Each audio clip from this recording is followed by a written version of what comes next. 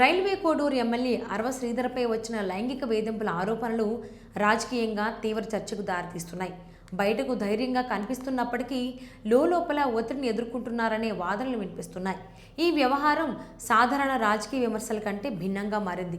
బాధితురాలుగా పేర్కొంటున్న మహిళ వరుసగా వీడియోలు విడుదల చేస్తూ ఆరోపణలను ప్రజల ముందుకు తీసుకొస్తోంది. ఆమె విడుదల చేసిన కొన్ని వీడియోల్లో అసెంబ్లీ సమావేశాల సమయంలోనే ఎమ్మెల్యే వీడియో కాల్స్ చేసినట్లు ఆరోపిస్తోంది.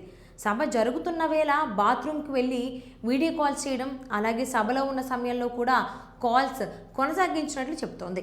ఈ ఆరోపణలు రాజకీయ వర్గాల్లోనే కాకుండా ప్రజల్లోనూ చర్చనీయాంశమయ్యాయి. ప్రస్తుతం జరుగుతున్న అసెంబ్లీ బడ్జెట్ సమావేశాలకు అరవ శ్రీధర్ హాజరు కావడం లేదు. ఆయన విజయవాడలో ఉన్నప్పటికీ సభకు హాజరు కాకపోవడం మరింత అనుమానాలకు తావిస్తోంది. పార్టీ ఆదేశాల మేరకే ఆయన దూరంగా ఉన్నారనే ప్రచారం ఒకవైపు వినిపిస్తుండగా, మరోవైపు ఇది పూర్తిగా ఆయన వ్యక్తిగత నిర్ణయమేనని వాదన కూడా ఉంది. ఈ అంశం పార్టీకి ఇబ్బందికరంగా మారే అవకాశం ఉందని భావించి ముందస్తు జాగ్రత్త చర్యలు తీసుకున్నారని చర్చ సాగుతోంది.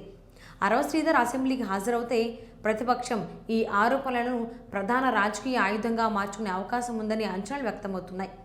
వైసీపీ నేతలు ఇప్పటికే ఈ అంశంపై తీవ్ర విమర్శలు చేస్తూ ఎమ్మెల్యేను రక్షించేందుకు పార్టీ ప్రయత్నిస్తోందని ఆరోపిస్తున్నారు. అయితే జనసేన నాయకత్వం మాత్రం ఈ ఆరోపణలను పార్టీతో అనుసంధానం చేయకూడదని స్పష్టం చేస్తోంది. ఎమ్మెల్యే బొలిశెట్టి శ్రీనివాస్ మాట్లాడుతూ అసెంబ్లీకి రాకుండా పార్టీ ఎలాంటి ఆదేశాలు ఇవ్వలేదని, ఇది పూర్తిగా వ్యక్తిగత వ్యవహారమేనని తెలిపారు. పార్టీకి ఈ అంశంతో సంబంధం లేదని ఆయన పేర్కొన్నారు. ఇక ఆరోపణలపై స్పష్టత తీసుకురావడానికి జనసేన త్రిసభ్య కమిటీని ఏర్పాటు చేసింది.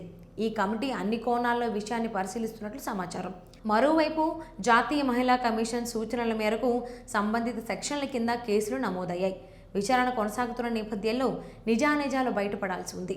బాధితురాలు తనకు న్యాయం చేయాలని కోరుతూ నేరుగా జనసేన అధినేత పవన్ కళ్యాణ్ను కలిసి అవకాశం కల్పించాలని వీడియోల ద్వారా విజ్ఞప్తి చేస్తోంది.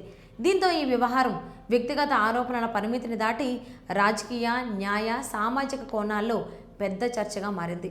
ప్రస్తుతం దర్యాప్తు కొనసాగుతోంది. కమిటీ నివేదిక, పోలీసు విచారణ, సంబంధిత సంస్థల చర్యలపై తదుపరి పరిణామాలు ఆధారపడి ఉన్నాయి. నిజానిజాలు వెలుగులోకి వచ్చే వరకు రాజకీయ వర్గాల్లో ఉత్కంఠ కొనసాగుతోంది.